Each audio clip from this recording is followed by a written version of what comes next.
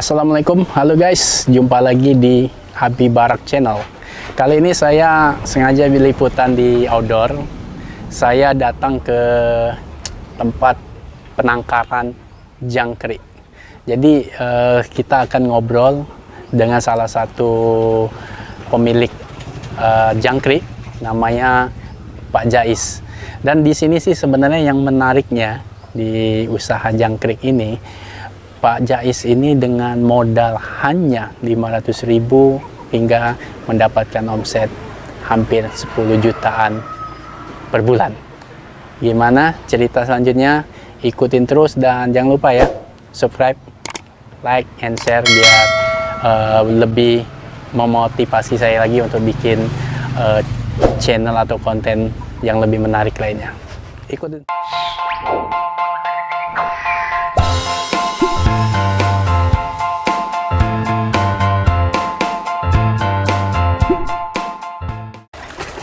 Assalamualaikum, Pak Jais. Ya, waalaikumsalam. Cak sibuk nih sekarang ya? So, Pak, ini gawe, Pak. Ini kondisi lagi panen ini ya? Iya, Pak. Untuk panen dia sendiri ini ada ini enggak? Maksudnya ada usia ternak yang siap panen itu enggak, Pak? Ada, Pak. Kalau untuk usia berkisar di umuran 1 bulan lah. 1 bulan ya? Jadi dari proses dia mulai peternakan pertama sampai ke panen butuh waktu 1 bulan. 1 bulan ya? Kurang lebih paling cepat lah itu 1 bulan. Cepat ya. Jadi dikemas dalam 1 dus ini berapa kilo dalam 1 dus ini? Kalau untuk berat 1 dus ini isinya setengah kilo, Pak. Oh, sekitar setengah kilo. Ya. Untuk pengiriman biasa sampai kemana nih, Pak? Kalau pengiriman, kalau yang ini pesanan dari daerah Pali, Pak. Oh, Pali. Kalau untuk luar kota paling jauh? Ya Pali, Betung paling, Pak. Sungai Sungai Lilin, Lilin. Sekayu. Masih wilayah Sumsel lah ya, berarti ya. Masih di Sumsel, Pak. Nah, kalau boleh kita tanya nih, Pak Jais. Mulai ternak jangkrik ini dari tahun berapa, Pak Jais? Awalnya? Awalnya waktu nyambi begawe 2015. 2015 ya. mulai. 2015 itu masih nyambi. Nyambi ya. Oh, tadinya karyawan di di swasta. Dan akhirnya terpikir untuk ternak jangkrik ini dari mana ya, Pak Jais? Kalau terpikirnya waktu itu ada kawan, Pak.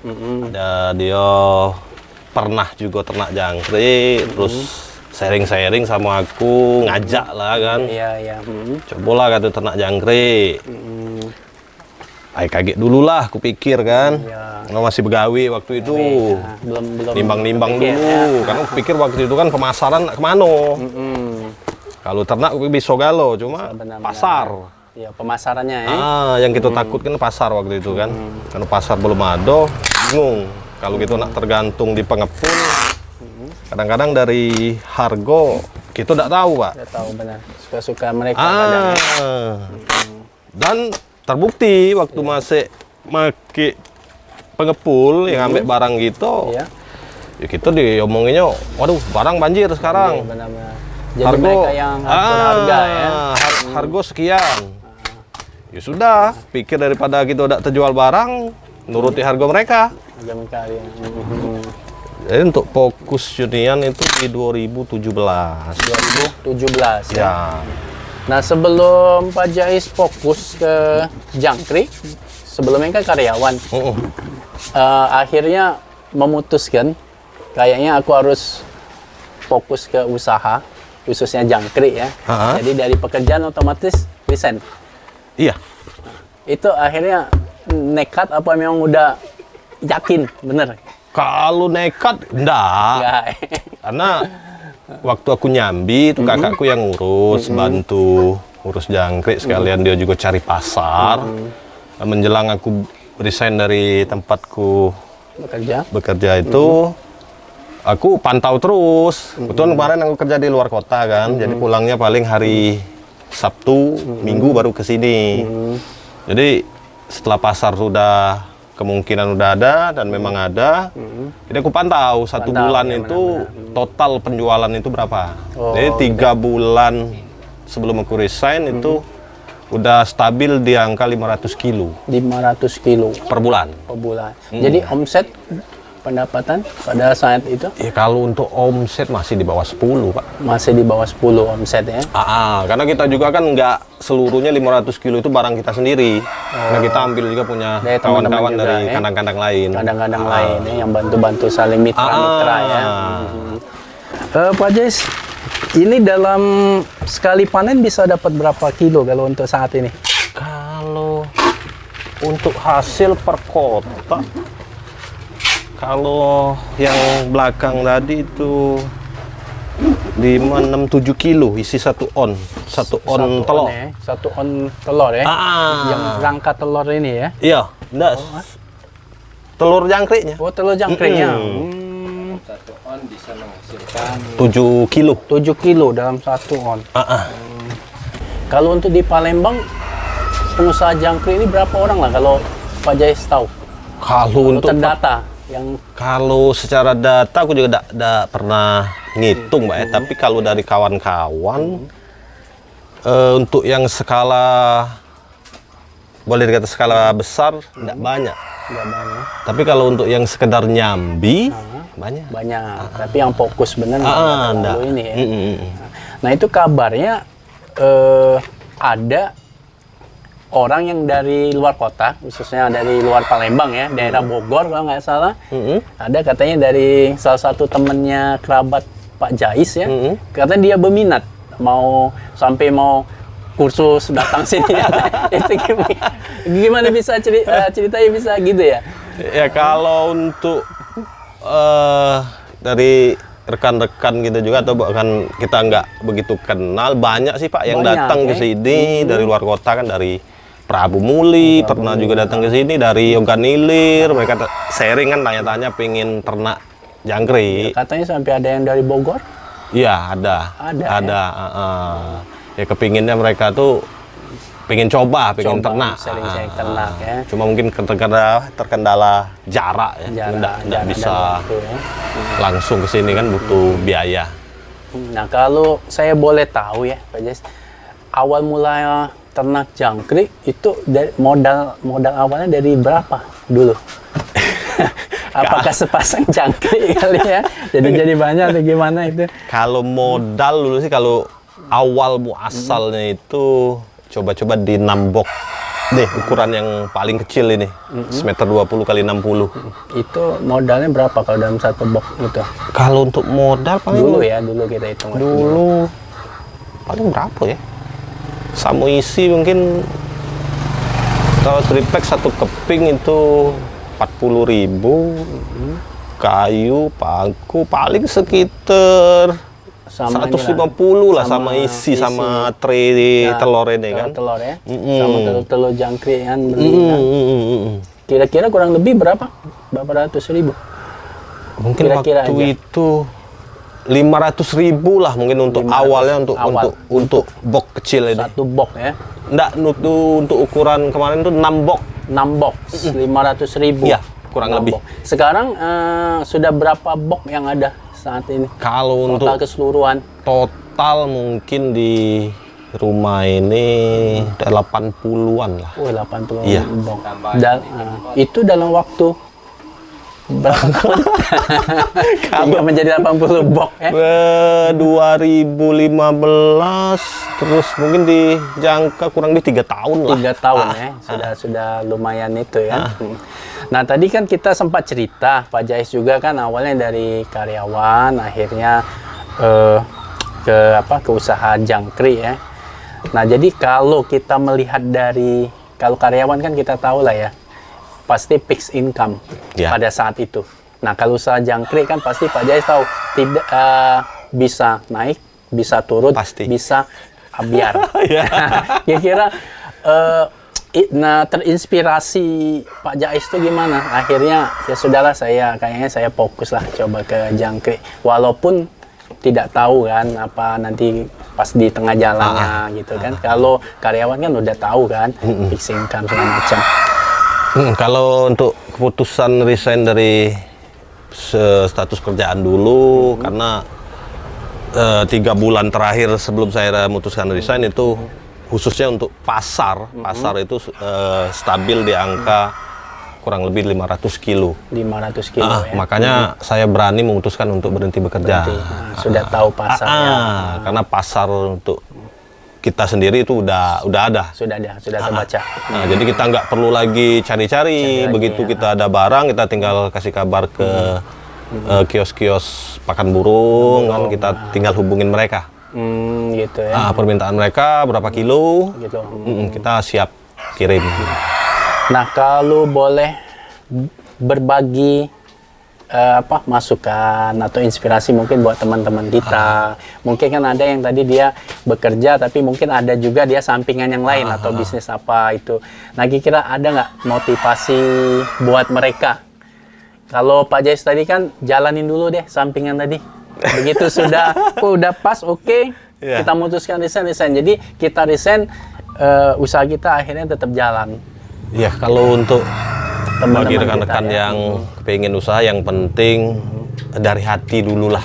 Dari hati, keseriusan kita untuk menjalani usaha. Karena kalau kita nggak dari hati, nggak serius, ya hasilnya juga nggak serius. Nggak serius, ya. Tapi sebelum memutuskan resign, Kita harus seleksi pasar dulu. betul. Ya. Jadi nggak sia-sia kita Betul, keluar dari betul. situ. Jadi kita harus pintar-pintar ngelihat situasi. Kalau situasinya mungkin menurut kita, aduh ini nggak aman, nanti dulu. Apalagi kita ini kan ketergantungan sama kios kan, lebih banyak ke kios-kios burung. Burung ya. Untuk pakan-pakan burung. Pakan burung ya. Jadi harus ada channel ke kios-kios agar barang kita bisa keluar. Ya.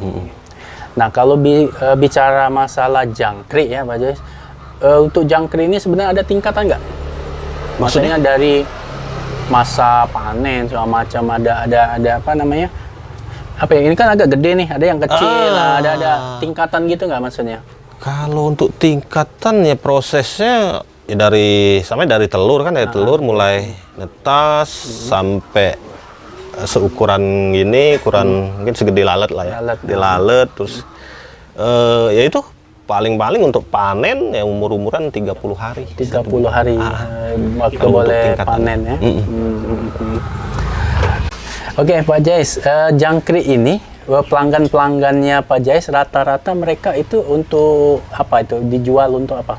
Selain pakan burung ada apa? Untuk pemasaran di Palembang itu rata-rata untuk pakan burung, Pak. Pakan burung ya. Pakan burung, terus juga ada untuk umpan pancing, Pak. Umpan pancing juga jadi yang hobi mancing. Yang hobi mancing untuk mancing ikan, mereka ada yang sering kesini kan beli untuk mancing. Ya, kalau untuk yang burung kebanyakan itu dari kios pakan burung. Ada juga yang penangkaran murai kan, burung kicau. Oh, burung kicau. Kalau mereka udah tahu ke kandang, mereka males ke kios. Langsungnya ke kandang. Karena selisih harga. Oh, jadi memang langsung ke kandang harga beda. Terus nanti yang punya kios komplain nggak? Pak Jais, enggak lah. Orang beli langsung. Enggak lah. Enggak. Jadi khusus yang tahu aja. Yang tahu. Berarti dia hoki dapat harga distributor. Iya. Gitu. Iya.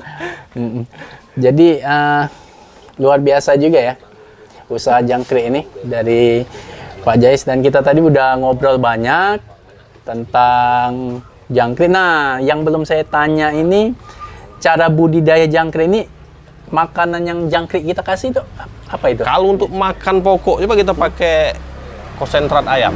Konsentrat ayam. Iya, itu pokoknya, Pak. Pokoknya. Yang sayur-sayur ini? Sayur ini sekedar sampingan, Pak. Oh, sampingan. Oh, itu yang lebih. Kalau untuk manusia kan nasi lah. Nasi. Mungkin. Kalau untuk jangkrik ini konsentrat ayam. Nah, kalau untuk kendalanya sendiri? Kalau kendala sih hama tikus. Oh, hama tikus. Iya. Pernah kejadian hampir. Ya kalau tikus sih nggak makan jangkrik, Pak. Dia makan itu tadi konsentrat ayam. Konsentrat tadi itu yang dimakaninnya. Tutup waring ini bolong-bolong nih dibolongin. Bolongin nih. Itu kalau untuk kendala hama, terus juga semut kalau kita nggak perhatian dengan kaki-kaki bok ini kan. Oh, gitu ya. Nah ini kalau setelah panen, kan tadi panen, yang kita bicara panen tadi, setelah ini boknya dibersihin dulu, baru masukkan yang baru atau? Iya, nanti kalau udah habis kita angkat seluruhnya, kita bersihin lagi, kita kasih untuk dinding-dinding bagian dalam itu kita kasih cat lagi. Oh, dincet lagi. Tujuannya apa biar dincet? Biar yang ada, ini kan kotaknya udah ada lumayan lama nih umuran, udah berumur, udah nggak kuat lagi. Jadi kita untuk lapisan bagian dalam kan, karena jangkrik ini kan sukanya grogotin Grogot ya, bok. Bok benar. Jadi kalau dincet dia nggak terlalu ini ya. Oh, gitu. Biar lebih awet lagi, Pak. Oke, Pak Jais, tadi untuk pengiriman kan packing pakai kotak ya. Kotak itu kan 0,5 kilo. Iya. Nah, ini untuk pengiriman keluar kota, salah satunya tadi ada ke Pali ya. Iya. Nah, itu untuk tahan jangkrik yang dalam kotak berapa lama itu? Kalau jangkrik sih tahan, Pak. Bisa 1 hari nggak apa-apa. Oh, nggak apa-apa. Nggak apa-apa, apalagi naik angkutan yang ada pendingin. Pendingin, Dia lebih tahan. lebih tahan ya. Tapi paling lama Paling lama paling 1 hari 1 malam. Satu hari satu malam. Jadi Iya. begitu nyampe mereka harus dibuka ya, Karena yang kendala itu kan bukan dari jangkrik, dari dusnya sendiri, Pak. Dus. Iya. Karena dus ini kita bolongin pakai Kecil. paku untuk udara masuk kan. Kalau kelamaan itu di dalam dus, ini lubang-lubang paku ini digrogotin oleh jangkrik tadi. Jangkrik tadi, benar-benar. Itu kendalanya dari dus. Kendala sih itu benar-benar. Berarti kurang lebih ketahanannya dalam satu box tuh 1 hari. 1 hari bisa. 1 hari lah ya. Pernah kita kirim ke Bangka juga. Oh, pernah ke Bangka. Pernah. Tapi terkendala angkutan. Angkutan susah. Harus naik jet foil. Jet foil ya.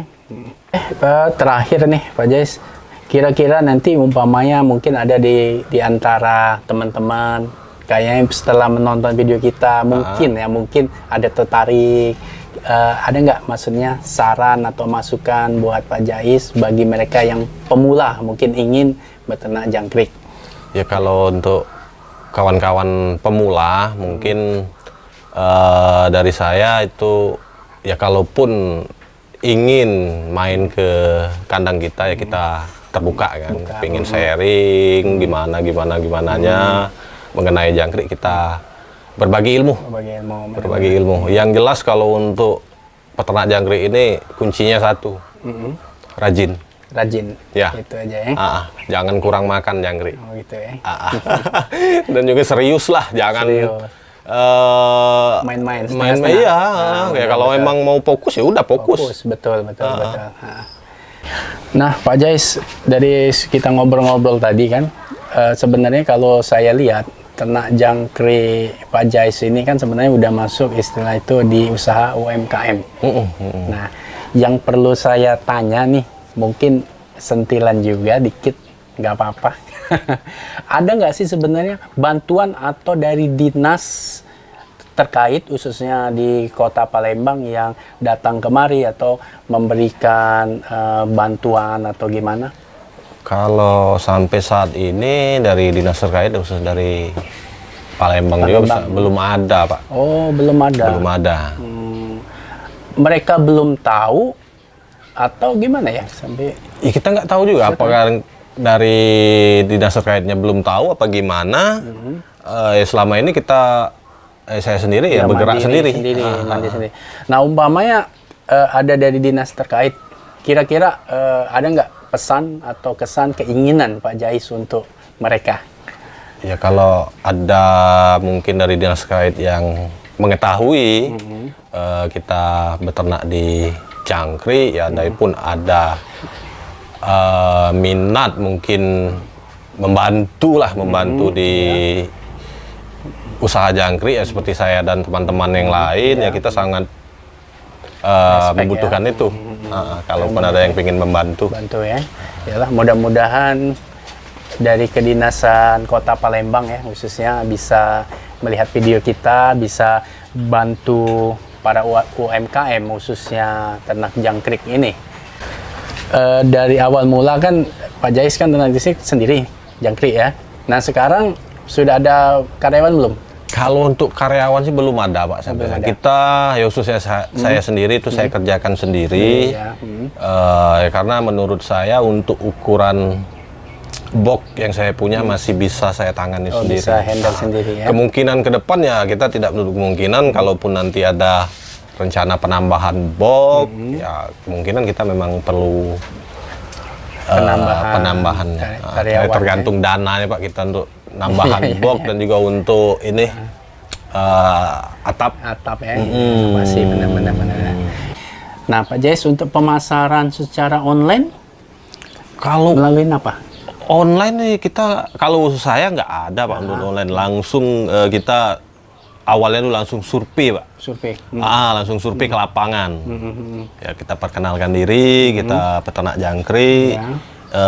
Waktu itu saya cuma modal cetak kartu nama gitu Pak. Kartu nama. Ya, kartu nama saya sebarin ke kios-kios pakan burung. Kan belum. Ada nomor HP, alamat.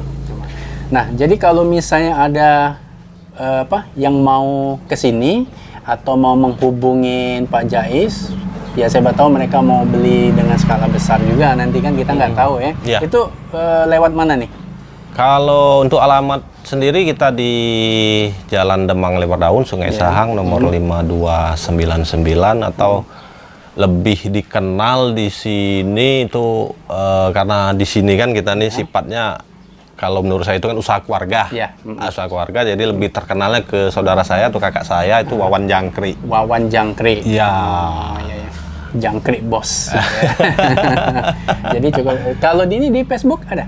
Facebook itu ya lebih ke nama siapa? kakak saya, Wawan Jangkrik. Berarti mereka bisa mengecek di Facebook, media sosial itu Wawan Jangkrik. Iya. Berarti inilah lokasinya, gitu Iya. ya. Oke, kurasa itu aja yang kita obrolin. Mungkin kalau ada sebagian teman-teman ada yang mau ditanyakan, nanti bisa tulis di komen bawah. Nanti bisa saya jawab atau nanti bisa dijawab langsung oleh Pak Jais ya. Jadi bisa di komen aja ya guys di bawah ya. Jadi dari obrolan kita tadi, saya pribadi menarik sebuah kesimpulan bahwa dalam memulai sebuah bisnis itu pertama kita harus rajin dari diri kita dulu, dan juga kita harus benar-benar serius menekunin bidang usaha yang kita jalankan. Semoga teman-teman yang ingin memulai usaha bisa menjadi sebuah inspirasi buat kalian dan juga buat saya pribadi tentunya. Jumpa lagi di konten saya berikutnya, dan jangan lupa guys, subscribe. Oke, thank you. Wassalam. Salam sukses.